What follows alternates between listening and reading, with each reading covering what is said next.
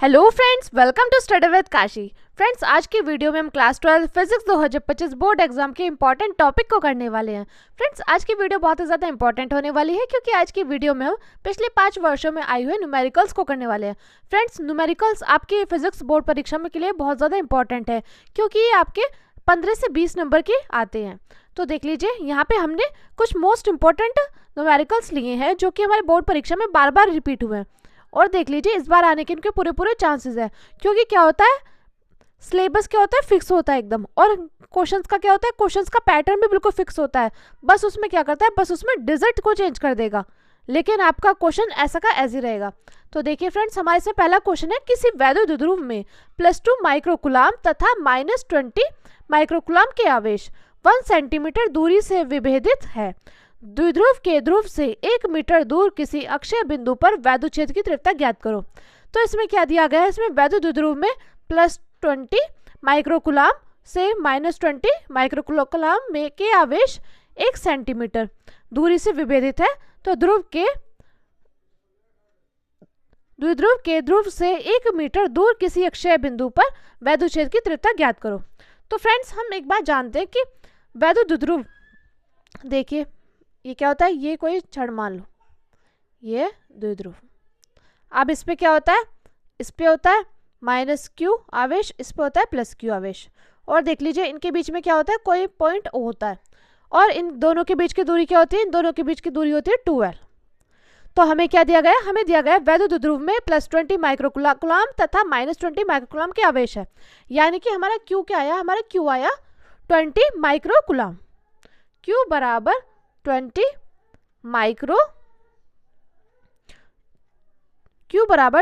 Microcoulomb हमारा ये आया, जिसमें कि देखिए, जिसमें कि हम जानते हैं माइक्रो बराबर कितना होता है, 10⁻⁻⁶, यानी कि 20 × 10⁻⁻⁶ कुलाम, ये हम जानते हैं। अब देख लीजिए, हमें और क्या दिया गया है, ये हमें दिया गया था। अब देख लीजिए, हमें क्या दिया गया है, यहाँ पे किसकी लंबाई क्या होती है, 2l होती है, यानी कि आवेश के 1 सेंटीमीटर दूरी, यानी कि यहाँ पे 2l कितना दिया गया है, 2l दिया गया है यहाँ पे 1 सेंटीमीटर। यानी कि अगर हम इसको मीटर में चेंज करेंगे तो क्या आएगा, 1 × 10⁻⁻2 मीटर। और देख लीजिए, और हमें क्या दिया गया है, हमें दिया गया है द्विध्रुव के ध्रुव से 1 मीटर दूर किसी अक्षय बिंदु पर वैद्युत क्षेत्र की तीव्रता ज्ञात करो। तो 1 मीटर दूर यानी कि r, तो r कितनी दी गई है, 1 मीटर। तो हमसे क्या पूछा गया, हमसे पूछा गया वैद्युत क्षेत्र की तीव्रता, यानी कि E हमसे पूछा गया है। और देखिए, हम सूत्र जानते हैं कि अक्षय बिंदु पर वैद्युत क्षेत्र की तीव्रता के लिए सूत्र, अक्षय बिंदु पर वैद्युत क्षेत्र की तीव्रता के लिए सूत्र क्या होता है, ये होता है हमारा, हम यहाँ पे लिखते हैं वैद्युत द्विध्रुव, वैद्युत द्विध्रुव, वैद्युत द्विध्रुव की अक्ष पर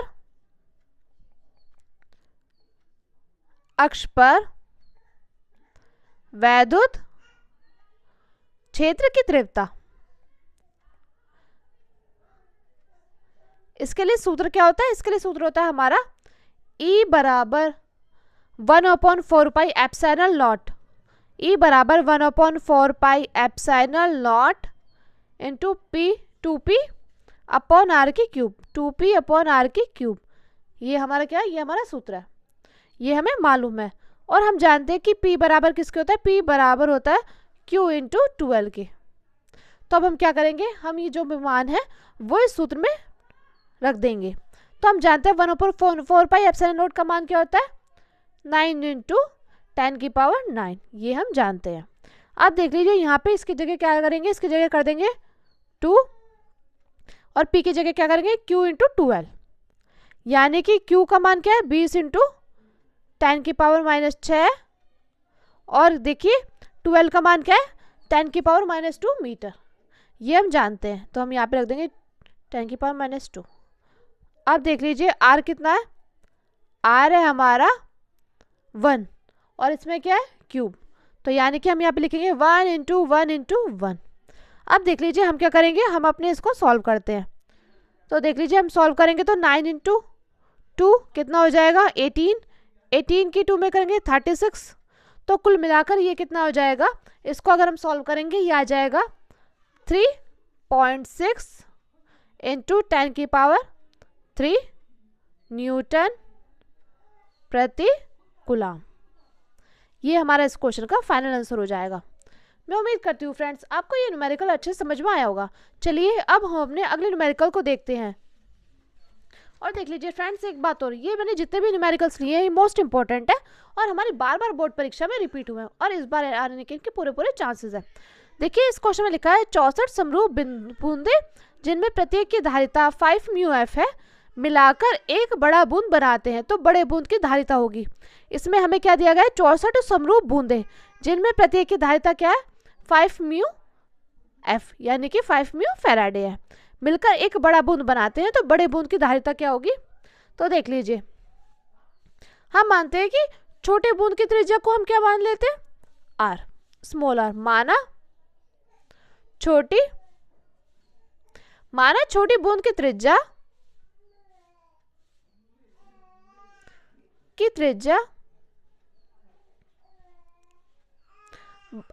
बराबर स्मॉल आर और बड़ी बूंद की त्रिज्या क्या हम मान लेते हैं, कैपिटल आर। और देख लीजिए हमने यहाँ पे छोटी बूंद की त्रिज्या क्या मान ली, स्मॉल आर, और बड़ी बूंद की त्रिज्या कैपिटल आर। अब हम जानते हैं कि इन दोनों का आयतन क्या होगा, इन दोनों का आयतन बिल्कुल सेम होगा। तो हम यहाँ पे मान लेते हैं छोटी बूंद का आयतन,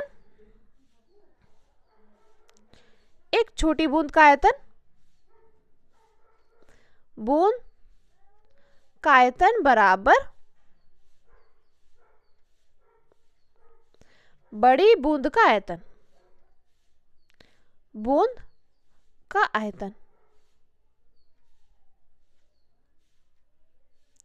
ये हम जानते हैं। तो देख लीजिए यहाँ पे हम फॉर्मूला रखेंगे 4/3 पाई आर की क्यूब बराबर 4/3 पाई आर की क्यूब। और देख लीजिए हमसे यहाँ पे क्या किया गया, यहाँ पे 64 समरूप बूंद है जिनकी प्रत्येक धारिता मिलकर एक बड़ा बूंद बनाती है। तो यानी कि 64 जो है वो क्या है, वो हमारी छोटी बूंदे। तो हम क्या करेंगे, हम यहाँ पे कर देंगे एक नहीं 64 छोटी बूंद का आयतन बराबर बड़ी बूंद का आयतन, तो हम यहाँ पे कर देंगे 64। अब देखते हैं हमारा क्या कट रहा है, इससे ये कट रहा है तो हमारे यहाँ पे क्या बचा, हमारे यहाँ बचा आर की क्यूब बराबर 64 आर की क्यूब। तो जब हम इसको सॉल्व करेंगे तो यहाँ पे क्या आ जाएगा, आर बराबर हो जाएगा 4 स्मॉल आर। देखिए इतना आपको समझ में आया। यहाँ पे हमसे क्या किया गया था, हमने यहाँ पे मान लिया छोटी बूंद की त्रिज्या स्मॉल आर और बड़ी बूंद की त्रिज्या कैपिटल आर है। अब इसमें हमने माना 64 छोटी बूंद का आयतन बराबर बड़ी बूंद का आयतन, हमने अपने फॉर्मूले में पुट कर दिया तो आर बराबर हो गया 4 स्मॉल आर।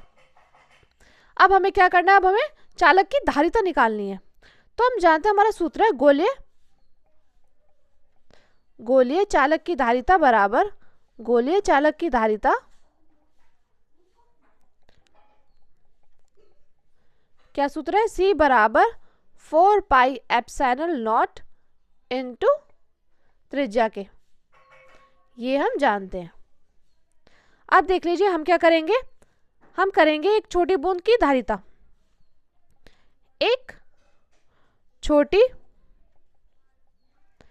बूंद, पहले हम छोटी बूंद की धारिता निकालेंगे। एक छोटी बूंद की धारिता C बराबर 4 पाई एप्सिलॉन नॉट, और त्रिज्या की जगह हम क्या कर देंगे, क्योंकि छोटी बूंद की त्रिज्या क्या है, स्मॉल आर, तो यहाँ पे हम स्मॉल आर कर देंगे, ये हमें पता है।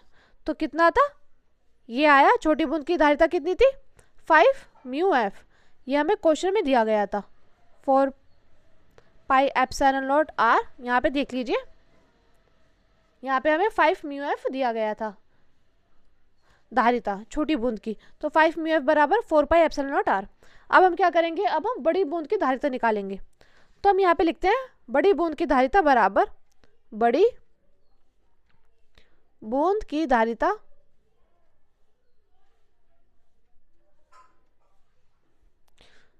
C डैश बराबर 4 pi epsilon naught into R, क्योंकि हमें यहाँ पे आर कैपिटल आर इसलिए करा है क्योंकि हमें यहाँ पे क्या करना है, हमें यहाँ पे बड़ी बूंद की त्रिज्या निकालनी है।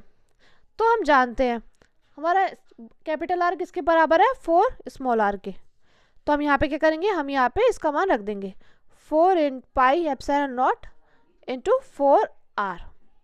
अब हम देखते हैं 4 पाई एप्सिलॉन नॉट आर ये किसके बराबर होता है, ये हमारा किसके बराबर था, ये हमारा था 5 म्यू एफ के बराबर।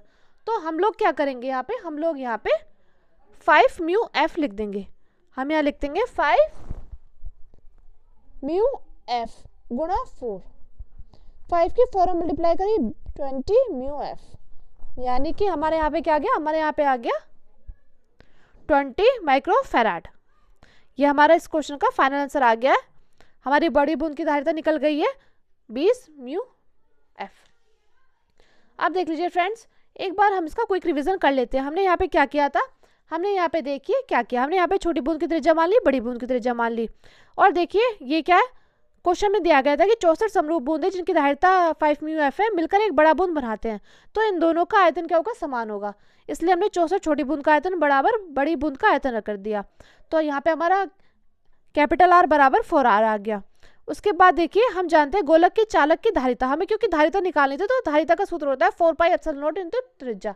तो पहले हमने छोटी बूंद की त्रिज्या निकाली, धारिता निकाली, फिर हमने बड़ी बूंद की धारिता निकाली, बड़ी बूंद की धारिता निकाली, तो हमारा 20 म्यू एफ आ गया। चलिए फ्रेंड्स, हम अपने अगले क्वेश्चन को देखते हैं। अगला क्वेश्चन हमारा, एक प्रेरक धारा, एक प्रेरक में धारा I बराबर 5 + 16t से व्यक्त की जाती है, जहां I तथा t क्रमशः एम्पेयर व सेकंड में है। प्रेरित विद्युत वाहक बल 10 मिलीवोल्ट का है। ज्ञात कीजिए स्वप्रेरक तथा प्रेरक में t बराबर 1 सेकंड पर संचित ऊर्जा। तो देख लीजिए यहाँ पर हमें क्या दिया गया है, यहाँ पे हमें दिया है I बराबर 5 + 16t। ये क्या है, ये हमें दिया गया है। तो हमें क्या करना है, हमें क्या निकालना है, हमें पहले निकालना है स्वप्रेरकत्व। क्या निकालना है, स्वप्रेरक निकालना है। तो हम इससे क्या करेंगे, delta I upon delta t कर लेंगे। तो कितना आ जाएगा, ये आ जाएगा हमारा 16 एम्पेयर प्रति सेकंड। हमने क्या किया, हमने जो हमें दिया गया था हमने इसे I अपॉन डेल्टा t निकाल लिया। तो हमारा क्या निकल कर आया, 16 एम्पेयर प्रति सेकंड निकल कर आया। अब हमें क्या दिया गया है, विद्युत वाहक बल दिया गया है E बराबर 10 मिलीवोल्ट। तो हम जानते हैं हम क्या करेंगे, इसको मिली को चेंज कर देंगे। तो आ जाएगा 10⁻³ वोल्ट। ये हमने इसको चेंज कर दिया। अब हम अपने क्वेश्चन की तरफ देखते हैं। हमें क्या पूछा गया, हमें पूछा गया स्वप्रेरकत्व निकालना है। तो हम जानते हैं, हम यहाँ पे फर्स्ट पार्ट लिख देंगे। स्वप्रेरकत्व का सूत्र होता है L बराबर E upon DI upon DT। ये क्या है, ये हमारा स्वप्रेरक निकालने का सूत्र है। हाँ, विद्युत वाहक बल कितना दिया गया था, 10 × 10⁻³ वोल्ट। और ये कितना दिया गया है, ये दिया गया है 16, ये हमें 16 दिया गया है। तो जब हम इसको सॉल्व करते हैं तो हमारा क्या आ जाएगा, ये आ जाएगा हमारा 6.25 × 10⁻⁴ कितना आ जाएगा, हेनरी। हेनरी इसलिए आ जाएगा क्योंकि हमारा स्वप्रेरकत्व का मात्रक क्या होता है, स्वप्रेरकत्व का मात्रक होता है हेनरी। तो ये हमारा फर्स्ट पार्ट निकल के आ चुका है।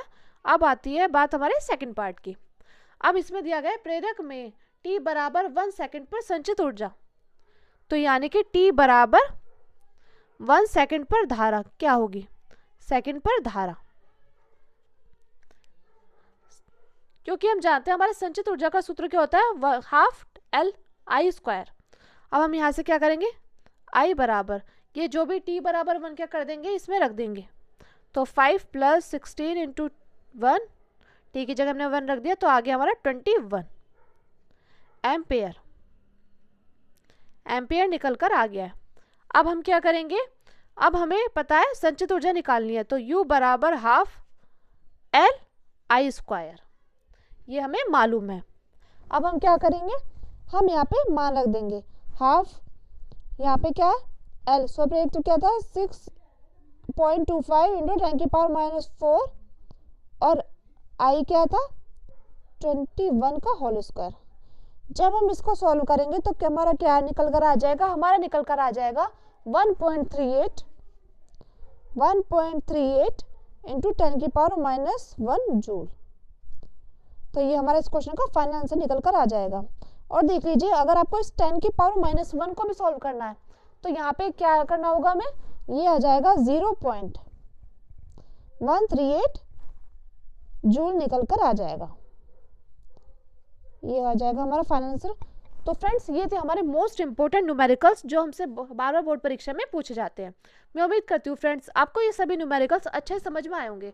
अगर आपको वीडियो अच्छी लगी तो प्लीज़ हमारे चैनल को सब्सक्राइब कीजिए, वीडियो को लाइक शेयर कमेंट जरूर कीजिएगा और एक प्यारा सा कमेंट जरूर कीजिएगा, क्योंकि आपका कमेंट मेरे लिए मोटिवेशन काम करता है। Thank you, thanks for watching.